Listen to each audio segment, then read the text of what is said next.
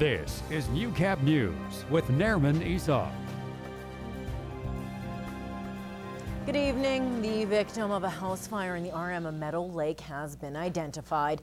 The coroner's office has confirmed the remains found in the burned out home are that of 61-year-old Robert Eleanor. Crews were originally called out last Wednesday around 6:15 a.m. to reports of a house fire. Now officials trying to determine the cause discovered bones the next day. The cause is not yet known and the investigation is ongoing. U.S. President Barack Obama gave Prime Minister Stephen Harper a reminder about climate change as he answered questions about why he hasn't approved the Keystone XL pipeline. Now, Obama pressed Harper to work with him on reducing greenhouse gas emissions, saying the science that supports climate change cannot be denied. Harper replied that both countries have a shared concern about the issue. The comments came at the end of their summit with Mexican President Enrique Peña Nieto. Meanwhile, the pipeline proposal also suffered a legal setback yesterday.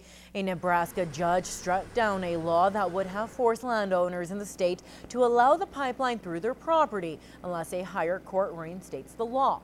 Now, it means Calgary-based TransCanada will have to look for a new route or ask permission from each Nebraska landowner who is on the current route. The Keystone XL pipeline would take Alberta oil sands bitumen to refineries in Texas. Be bold, be brave, and be bright. This was the theme of the 3rd annual Inspiring Women Conference in the border city yesterday. Has anyone here ever, I don't know, made a mistake before? Dozens of local women listened and mingled at the Professional and Personal Development Day. It's a wonderful conference because you hear the other women's stories and they are talking from the heart about how they deal with all the complexities of everyday life and some of the challenges they faced and have overcome and some of their successes.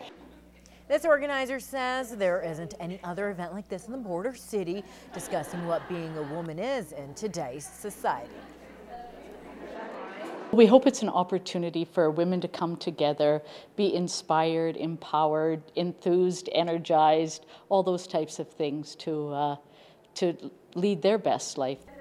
The event began with a panel of local women sharing stories and ended with a keynote speaker.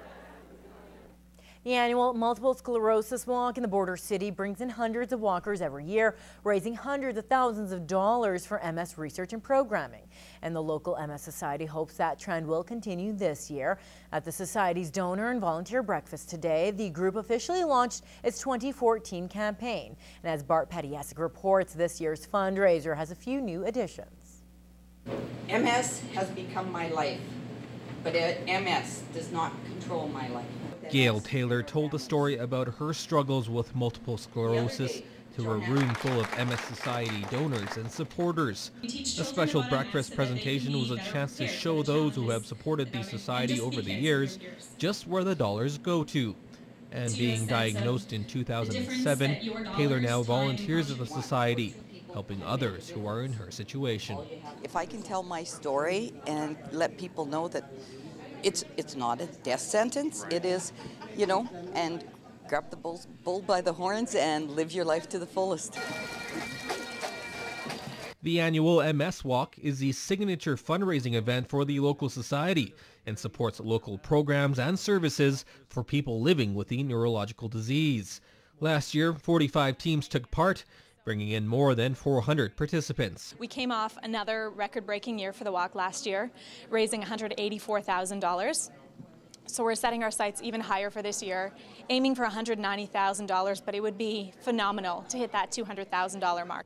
The 16th annual walk kicks off at the Lakeland College Gym on May 3rd, and new to this year's event is an officially timed 5 and 10 kilometer run for those looking for a challenge. We're really encouraging local sports teams, fitness clubs to take this as an opportunity to say, let's bring a team together, let's register a team and let's do a run on that day. Not only are we, promoting fitness among our own people, but we're helping a very worthy cause. And the day isn't just about fundraising.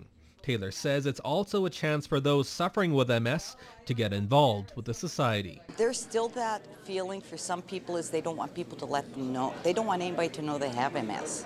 And we're trying to say, hey, come out, get involved, we can help you. To register, you can visit the MS Walk website at mswalks.ca. Bart Pediasic, Newcap News.